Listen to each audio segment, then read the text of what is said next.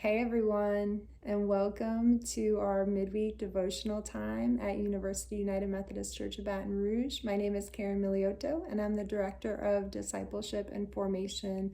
And I'm so excited to be here with all of you in the midst of this hurried but beautiful season. I know that it's a kind of crazy time for everyone, and I'm so grateful that you're taking the time to just turn your eyes to Jesus with me today. So thank you for that.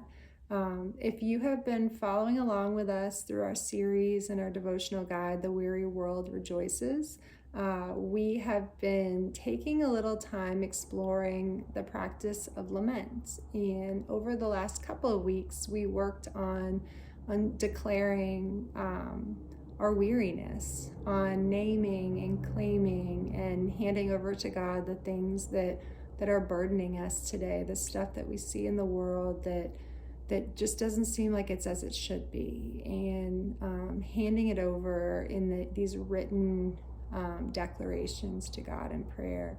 So this week, we're kind of pivoting, and it's a pivot that you can see in a Psalm of Lament, where you see the psalmist go declaring whatever their grievances are, towards reminding themselves and reaffirming to God who they know God to be, who God has revealed God's self to them as in the past, whether that's, even in the midst of this darkness, I know you were with me, or even in the midst of my own fears, I know that I can trust you, or even as I worry about this future thing, I trust that you will sustain me. Those aren't the psalmist's words; those are words I made up for this practice. But it's those even so, but still, and yet statements where you say you're not denying the darkness that you see. You're not trying to stash it away or treat it as if it's not so.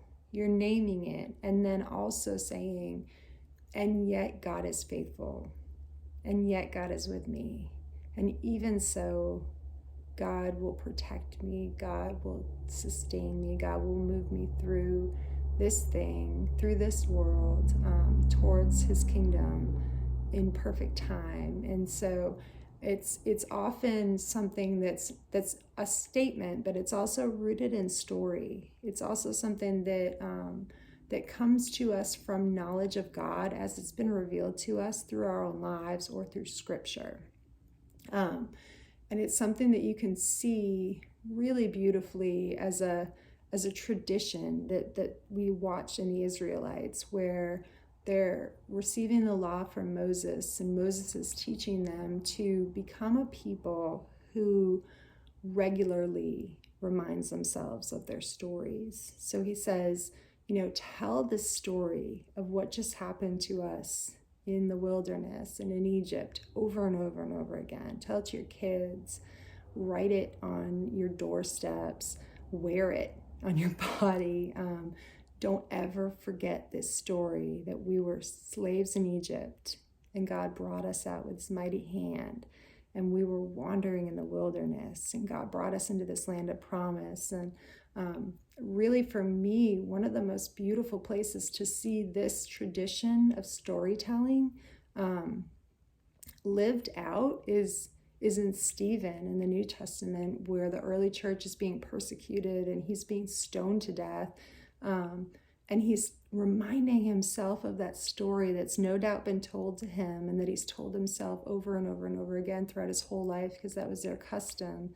And he's illuminated as he's being stoned. So even in the midst of this deep, dark valley of certain death, he's reminding himself of who he is according to what he knows from his story. And it's moving him through this time of just deep, deep, deep darkness and revealing light. It's the most beautiful thing.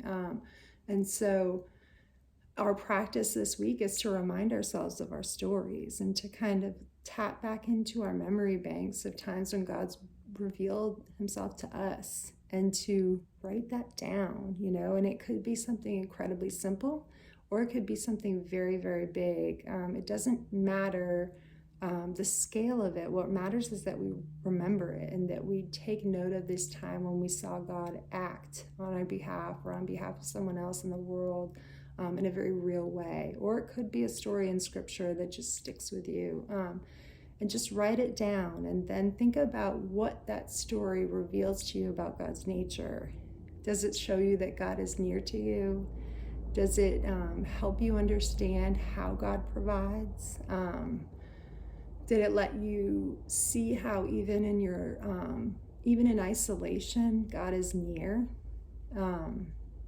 There's all sorts of different things that we can find, but just kind of this opportunity to tell our stories and then to let those stories tell us something about who God is in order to inform our but still or our and yet or even so statements for our Psalms. So I hope that you can take some time this week just reflecting on your story and then reflecting on God's nature in light of that story and share it with someone. Telling our stories to one another is, as we see in the Israelites, as we see in Stephen, and as I know true for myself, is just one of the most impactful and beautiful things that we can do as Christian people. So tell someone about it, a story of provision and what that said to you about God in your own lives.